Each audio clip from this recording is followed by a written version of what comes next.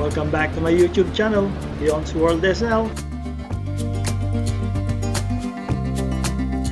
We're still here at Washington State to show you more of beautiful places here in Washington.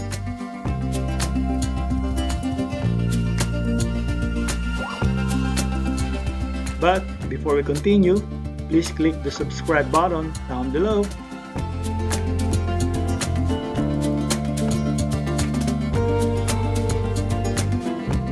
Washington State.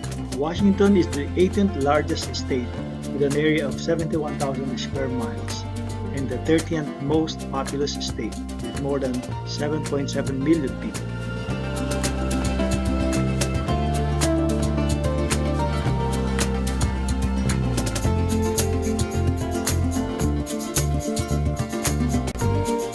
The state was named after the first U.S. President, George Washington. Wow, finally we are here.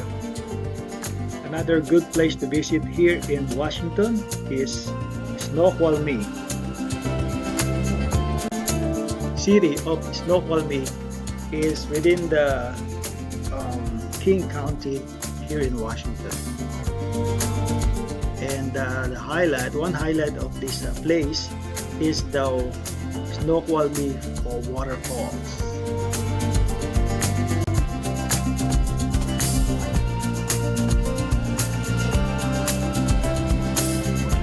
Nandito tayo ngayon sa Snoqualmie.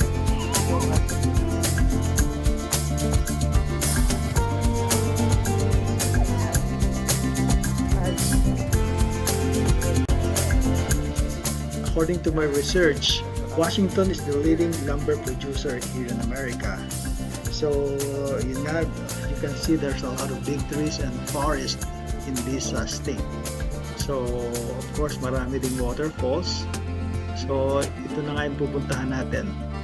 Snoqualmie Waterfalls.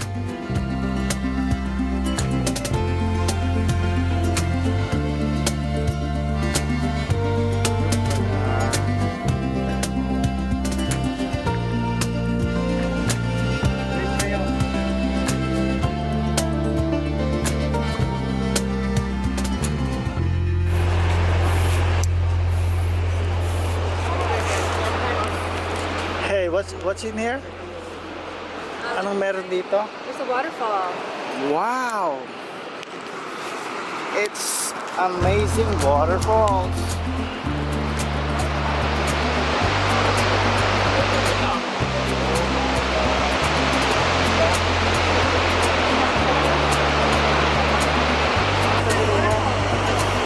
How do you call this waterfalls? Snoqualmie. What's that? Snoqualmie.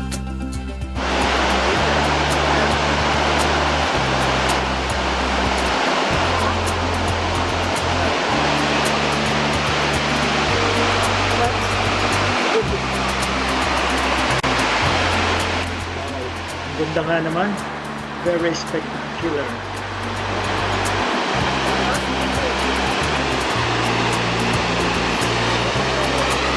So beautiful.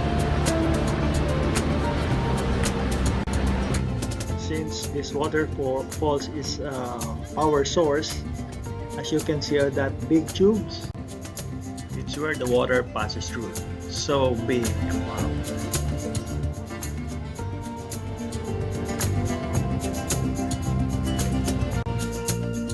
So here's the actual size of this of the tube where the water flows. Wow, ang laki. I'm not sure about the actual size, but my guess is that maybe 8 feet tall. Oh my. So it's like me passing the tunnel.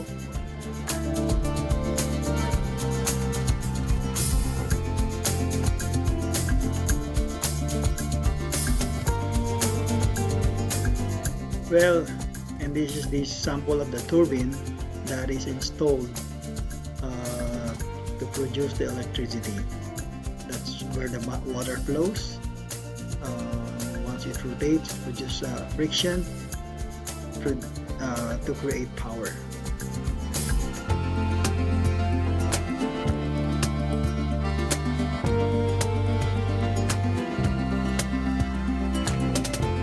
And down below is the power plant.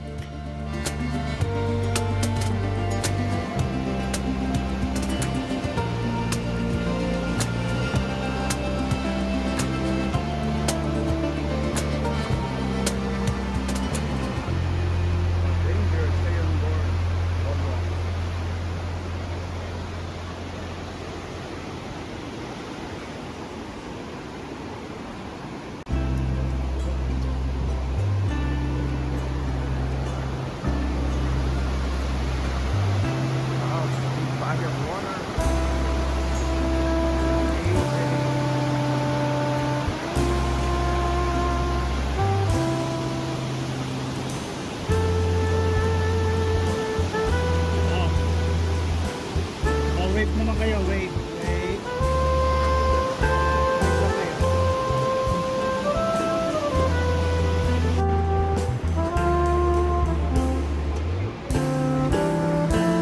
What can you say amazing? Oh, silent amazing. Yan yung waterfalls.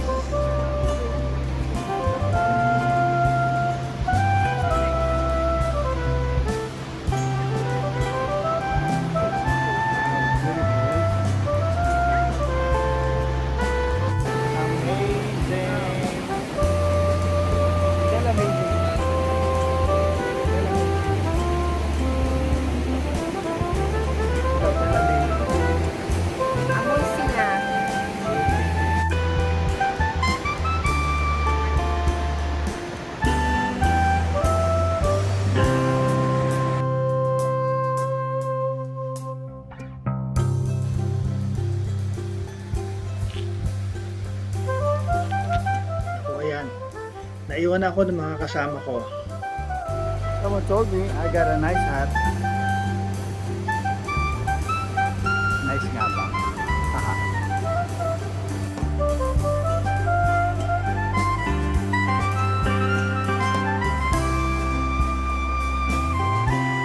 That's a very interesting tree.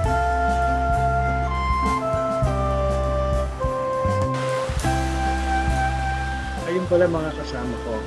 Mga excited sa scenery. Bida. Yung world siya. Busy, busy.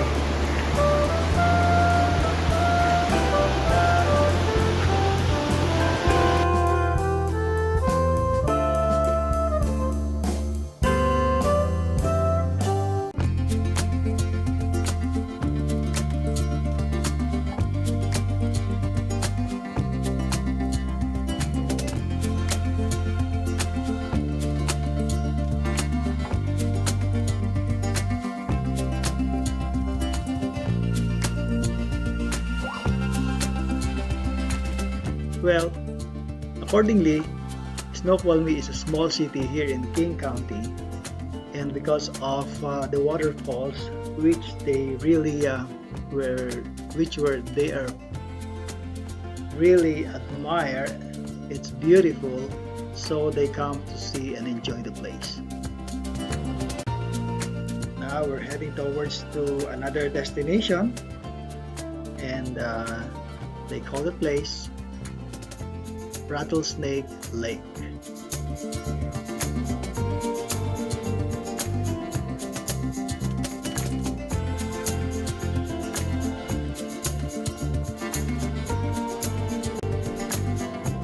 Accordingly, the town of Moncton existed in 1906 to 1915 around the northern edge of Rattlesnake.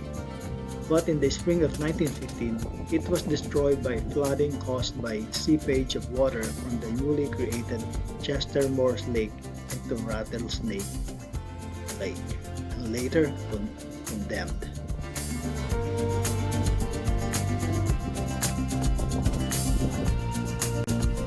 The lake has many tree slumps which are exposed when the water level is low.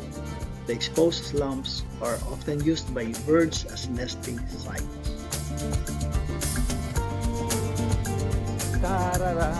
Oh. Okay. Finally, we're done here at Rattlesnake. Okay. Rattlesnake Lake. Tama ba?